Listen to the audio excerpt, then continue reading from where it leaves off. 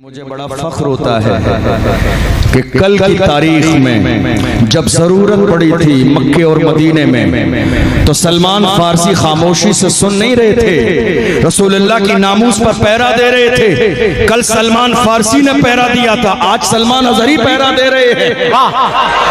کل سلمان فارسی نے پہرا دیا تھا، آج سلمان اظہری۔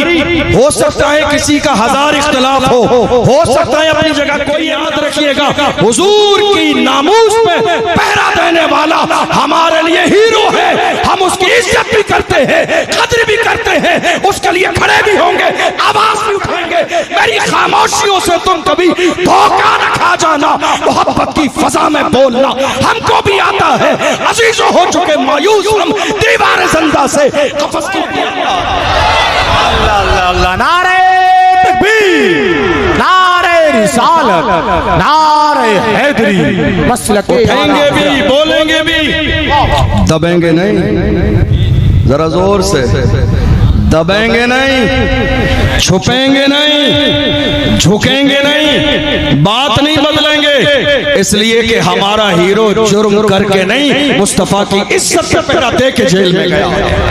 شرمندہ وہ ہوں جنہوں نے چوریاں کی ہوں، شرمندہ وہ ہوں جنہوں نے ڈکیتی کی ہو، شرمندہ وہ ہوں جنہوں نے کسی کی زمین دبائی ہو، شرمندہ وہ ہوں جنہوں نے زنا کیا ہو، شرمندہ وہ ہوں جنہوں نے تاش کے پتے ہاتھ میں لیے ہوں، شرمندہ وہ ہوں جنہوں نے باضابطہ ملک قانون کی مخالفت کی ہو۔ ہمیں شرمندہ نہیں ہے، ارے جن ہاتھوں میں نام محمد پر ہتھکڑی ڈالی جاتی ہے وہ تو قابل مبارکباد ہے۔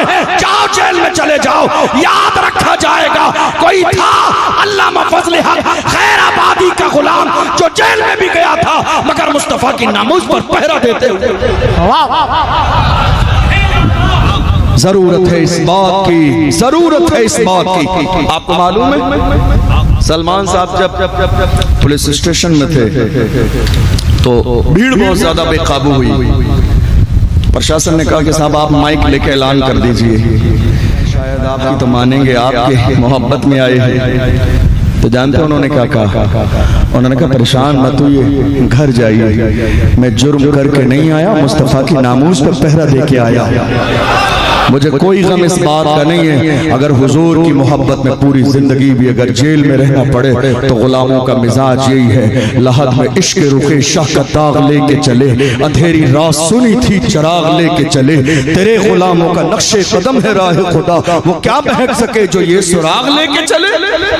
غلاموں کا انداز یہ ہوتا ہے۔ آج حضور کی عزت پر پہرا دینے کی بات آتی ہے تو بڑے بڑے لوگ خاموش ہو جاتے ہیں، بڑے بڑے لوگ، اور ہمارے جوان جب تیار ہو کے جس کو اپنا لیڈر اور رہنما اور بڑا سمجھتے ہیں اس کے پاس جاتے ہیں، وہ بھی بٹھا دیتے ہیں۔ حالات بہت خراب جی اچھے نہیں ہیں، زندگی خراب ہو جائے گی۔ نہیں صاحب بولنا نہیں، آگے نہیں آنا۔ یار خدا کے بندو اتنا ڈر کیوں ہے آپ کے اندر؟ آپ ملک کے قانون کی مخالفت تو نہیں کر رہے؟ زندگی میں 3 چیز اپنائیے۔ نمبر 1، ظلم کے خلاف کھڑے ہو جائیے، یہ پہلا اصول ہے، لیکن یہ کلیجہ سب کے اندر نہیں ہوتا ہے، ایسے لوگ بہت کم ہوتے ہیں۔